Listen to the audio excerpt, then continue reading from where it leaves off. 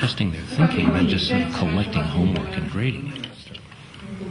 Behind us, there are 7 student teachers who are observing this lesson as a part of their basic training. They are required to observe a large number of lessons, and not only just observe them, but then go back and in small groups critique and discuss those lessons. We have very little testing, perhaps, you know. Yes. We don't have practically any testing until the end of the high school. Yeah, the matriculation exam. Yes. The more relaxed atmosphere that characterizes classrooms now seems to facilitate and improve learning and student motivation. We try to all the time say that it's up to you that you learn. Yes. And this is good for your future, and it's fun to learn.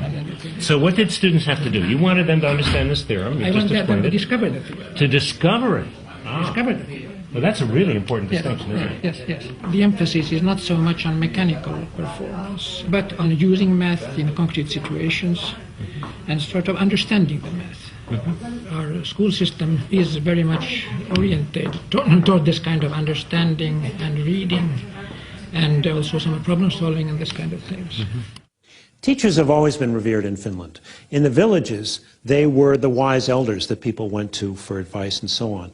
But what is particularly striking about the Finnish story is how they have changed the nature of teaching. Teachers are no longer assembly line workers. Page 87 by October 5 in the textbook. They have become knowledge workers, working collaboratively, thinking of their classroom as their laboratory for continuous innovation, trying to understand how to ensure that all students achieve at very, very high levels. Teachers are the ones who facilitate students to create, to do knowledge work together. And this kind of a knowledge co-creation happens in these learning environments. Today, teachers in Finland lead this kind of a multi-professional work together with those who work in libraries, science centers, museums. If you want to become a teacher, you have to do pretty well, and also you have to have pretty high marks, high grades to be able to enter the university. And if you do well, then you might be accepted. Not everybody who succeeds really well and has good grades, they are not automatically accepted. In a lot of countries, teaching is something that those people who can't get other jobs do. But in Finland, it's a job where people apply to the teacher education and to be teachers. So it's an esteemed profession. Young people in Finland, they want to be teachers. And we get very competent teacher students. We have 5-year study programs for all teachers, both class teachers and subject teachers. Subject teachers, they major in their subject, and class teachers, they major in their educational studies. So it's 3 years of bachelor's and 2 years of master's. I've been a student, it's quite rare that all teachers have the university master's degree. Yes. I think most countries don't have that. It's probably one factor. The main reasons for our success, I would say, that it's teacher education, that we're able that we have teachers that all have masters. We call it a research-based teacher education. And it means that it's much more important to learn to think pedagogically and be a reflective, inquiry-oriented teacher. Even if you do extremely well in both your matriculation examination and have good grades in your report card, you cannot just walk in. So you have to do well also in the entrance examination. And for that you have to study quite a lot, I'm afraid, because the percentage who manage to start their studies at the university, that's quite low in Finland. We have much more applicants than what we can take in. So teacher's profession is very, very highly appreciated here in Finland.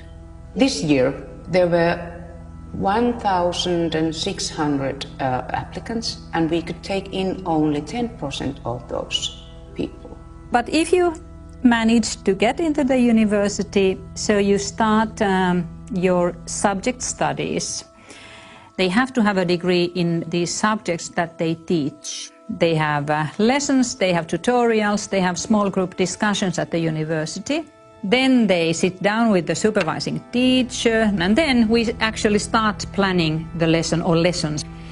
They write a lesson plan. Usually they plan their own teaching. We discuss it, and then they make the changes. They send it back to me again, and then they give their lesson. After that we have a quick feedback session with the students who have also been observing the class. These feedback sessions, they are very, very important. Actually, it takes a lot more time to actually fulfill one lesson.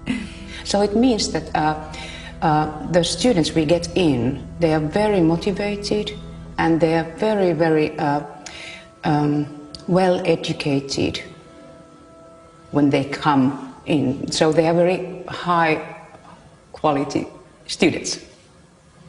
Of course, sometimes we do have cases where we just have to say that, okay, maybe you should do something else. This is not maybe your place, but very rarely.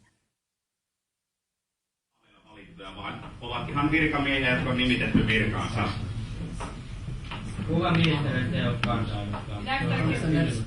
The beginning of the class is used as either warm up or cool down. The teachers talk about it in different ways, but it's a way of relaxing the kids and also engaging them. I'm also struck by the fact that this teacher has never seen this group of kids before, but his rapport and his interaction with them is just wonderful. Lively, interesting, fun, but also very academically demanding. 8 ihmistä samassa käymässä, ne edes tunne toisiaan. Miksi ne kutsuttiin? Solukäyppä. He's using very primitive acts to actually teach a fairly basic concept at the moment. The three questions at the top of each slide is, who is this person, what is the ministry, and what is the political party? Kyllä. Tänään itse asiassa käsitellään juuri tätä aihetta, että millä tavalla se luottamus säilyy niin kansalla kuin eduskunnalla, esimerkiksi ministereihin tai kansanedustajiin. Seuraava pari. Valtioneuvoston. Tämä laitetaan vihkoon nyt ylös. There's a little debate taking place now. The student teacher just put up the frameworks for comprehensive education that was approved by the ministry some years ago. And the student just said, well, do you think the ministry has lived up to the promises they've made about what a good comprehensive education should be? So now they're debating the quality of the education they've received versus what was being promised to them. Whole group asked very tough question. Yes. Maybe, I think. Yes. But fortunately, you have very good knowledge of the subject. Not once you were lost. What do you think about the lesson? I thought it was very nice. I wouldn't have spoken so much in the lesson, and I would have given them more space. But it's a difficult subject, and they ask questions all the time, so it took the time.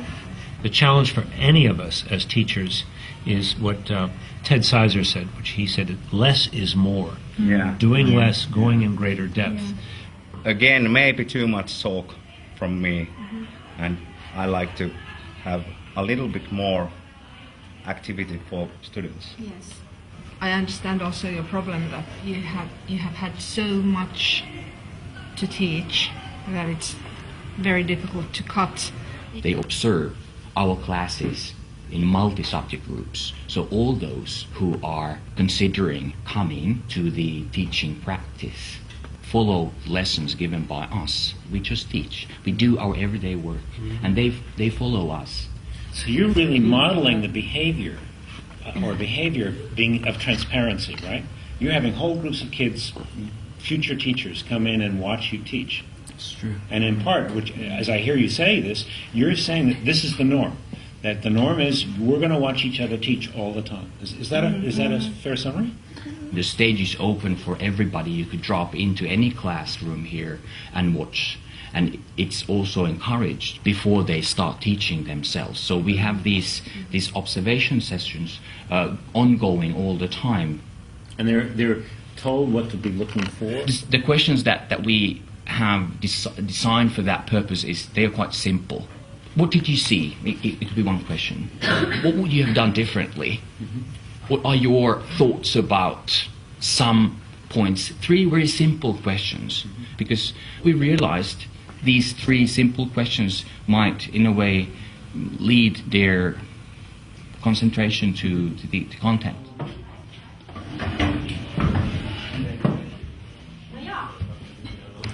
So this is a Swedish class. It's been taught entirely in Swedish, and this is a student teacher who is giving a formal lesson that was co-constructed, put together with the master teacher, who is observing here in the back, along with several other student teachers.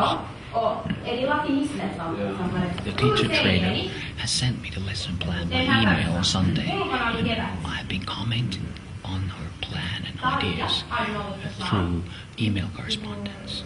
And she's been reviewing it and sending it back to me. What I do now during the lesson, I have the lesson plan in front of me and I comment on it, looking at the things she does and probably giving her hints what could have been done differently. And she gets right away my comments after the class. Of course, we also discuss the lesson face to face after the class. Det har jag inte ångrat hittills åtminstone, men hoppas inte någonsin. She's quite well using other material, for example a YouTube video and text from other resources, but going back to the actual resource textbooks after these introductory sections. John Goodlad, in his studies of high schools in the 1980s, discovered that teacher talk time comprised 85% of the lessons in American high schools across all content areas. So what are you seeing here in terms of teacher talk time versus student work time? I would like to see that it would be 60% the student and 40% teacher. And I'm going to give feedback to her that every time she would have had a chance to throw the ball in the classroom, she should have done it. So can you say a little bit about why you chose that video? Why did you show it? The theme of this lesson was the future and what these 15-year-old people are going to do after this class. They're going to high school or whatever. This song was quite good to support the theme, and I've learned that it's good to use just music or some listening comprehension exercises or something like that to cool down the class. And I've experienced that it works. Listening comprehension exercises and music is the best way to calm down a class that is a bit, how do you say it? Well, not that calm. Yeah. So I've just spent the day observing classes, talking to teachers and students, and trying to better understand what is it that actually happens in classrooms that accounts for these extraordinary results. Several things we observed that were in common to all of these classes. These classes really focused on teaching students how to think, giving students a sense of being able to really actively engage in their learning, not penalizing mistakes. Finally, I was struck by the attention to detail in the ways in which these master teachers work with student teachers in their classes. There is a technique, a methodology, if you will, a national curriculum for preparing these teachers so that they get a great deal of classroom experience, they get a great deal of coaching on how to become a better teacher, and there's a clear understanding about what, in fact, is good teaching.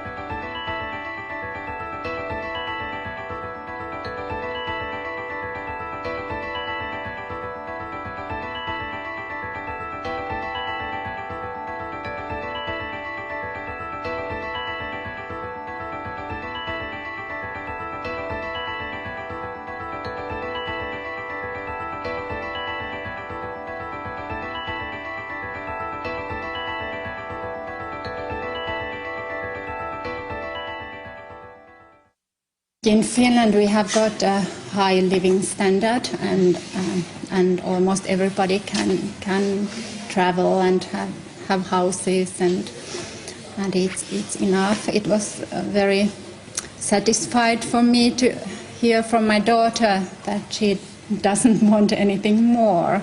So I think it's good to have this and spend time to things that you like to do with people you love. We've had a chance to explore what Finnish students do in the classroom, but what do they